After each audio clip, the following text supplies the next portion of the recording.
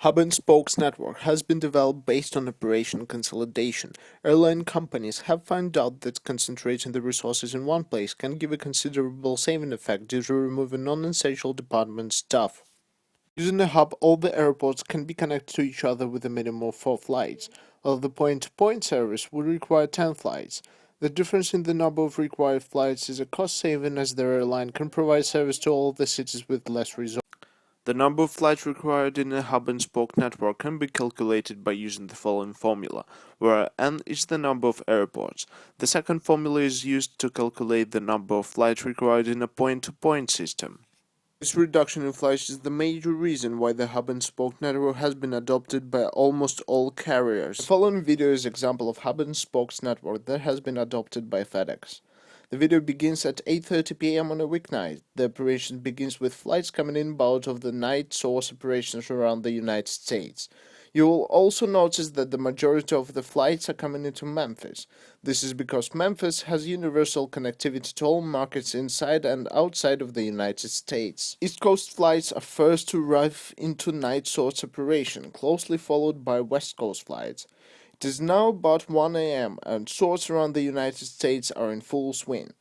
After the packages have been sorted, Eastern Time Zone flights are launched first from the source locations, because of the shorter time for delivery commitment.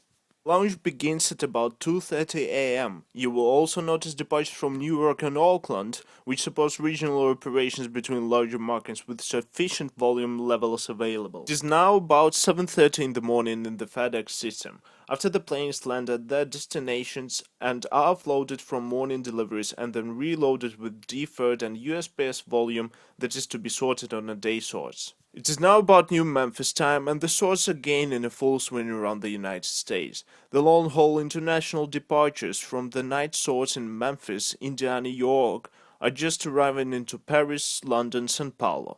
In a few more hours, packages will continue in the international network until final delivery. At about 3 p.m., the launch from the day source in the United States begins.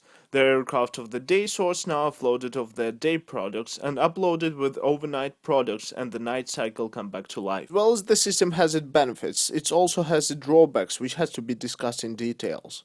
Because the hub and spokes network flights are coming into one hub, disruptions in the hub can lead to the major delays in the operation. Usage of one hub also can be a problem for scheduling due to limited resources at the hub, like storage space and personnel. So the schedule has to be analyzed in great details to avoid starvation or overloading of the hub in order for the resources to be used efficiently as possible. Due to the fact that all cargo has to be passed through the hub, it takes longer time in total to do so, and sometimes it is not suitable for the time-critical items or passengers. As we can see from the analyzed example, airline industry has to have a great degree of adaptivity, depending on the market demand and resources available, so most of the carriers has adopted a mixed network structure.